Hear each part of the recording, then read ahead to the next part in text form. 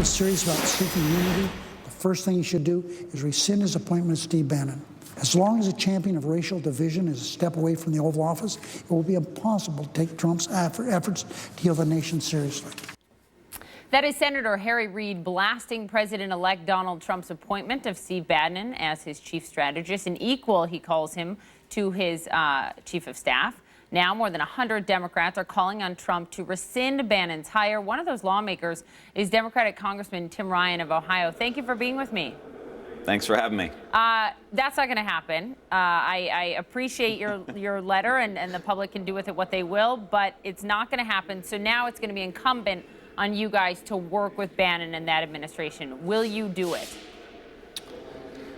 Well, I mean, it depends on what we're talking about. I think it's going to be very, very hard to work with him. I mean, you know, we just got through this campaign where Donald Trump, you know, treated women and minorities and people of certain religious persuasions like they were not real Americans, like they were somehow un-American.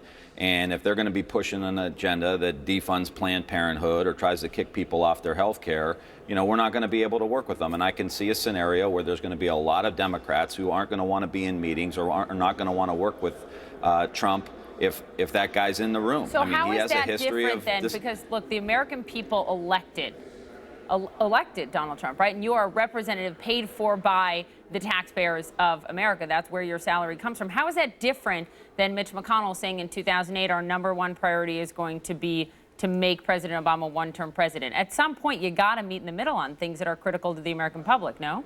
Well, first and foremost, it'd be very helpful if he didn't appoint somebody or give someone a very high position that was very sympathetic to white supremacist groups. That would be very, very helpful. But look, I think Steve there are Bannon a couple says issues. That's not me. He did run Breitbart, which has run many, many stories that have nationalist headlines, that have anti-Semitic headlines. I hear you, but Steve Bannon would say that is not who I am.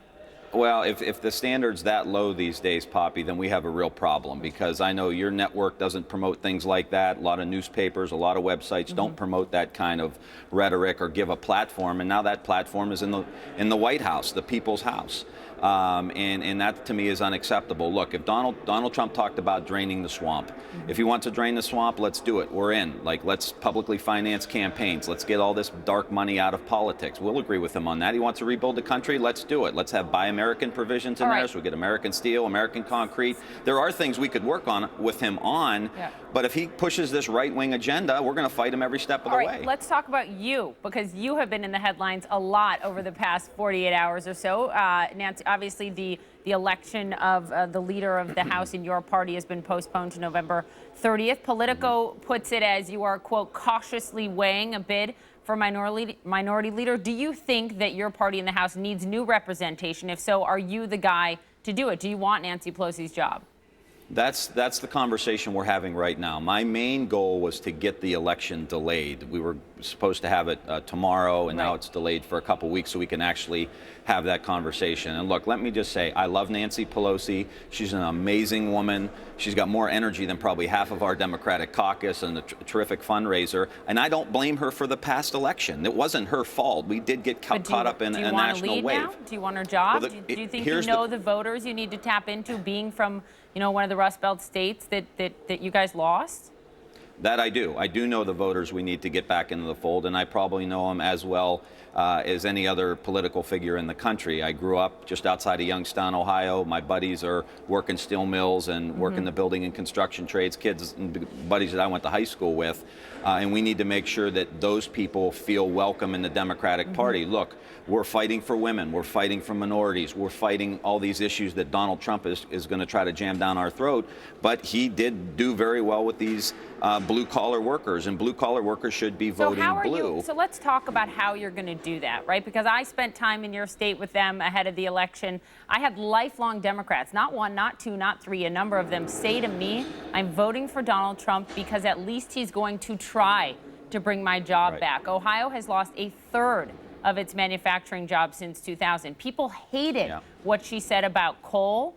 And you said this morning on another network, no one wants to hear about job retraining.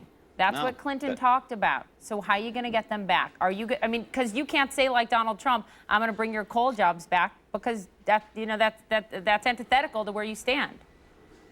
Well, first and foremost, I think that is the problem. People don't want to hear about job retraining. People don't want to hear about running a computer. They want you to talk to them about how they can run machinery or run a backhoe or sling concrete block. That's what they want to do. And so we need an agenda for Democrats that speak to those workers. We speak to millennials and all of that as well with technology jobs and new economy jobs, but we've got to also speak to those folks. And look, there is a real opportunity, I think, in two ways. One is with the renewable energy economy, building windmills, building solar panels, but that's not getting what Clinton retrained. talked about there and lost. I don't think we talked about it enough. There are 8,000 component parts to a windmill. There's gear shifts, there's hydraulics. These things need manufactured.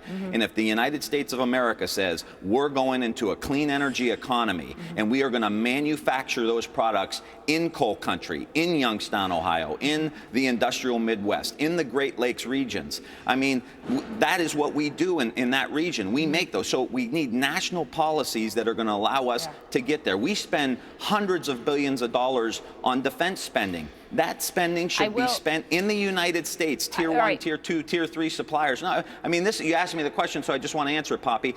There's a lot of money that gets spent that can be put into American manufacturing that gets outsourced. We need to drive that money back into these regions that are getting killed by NAFTA and killed by trade with China.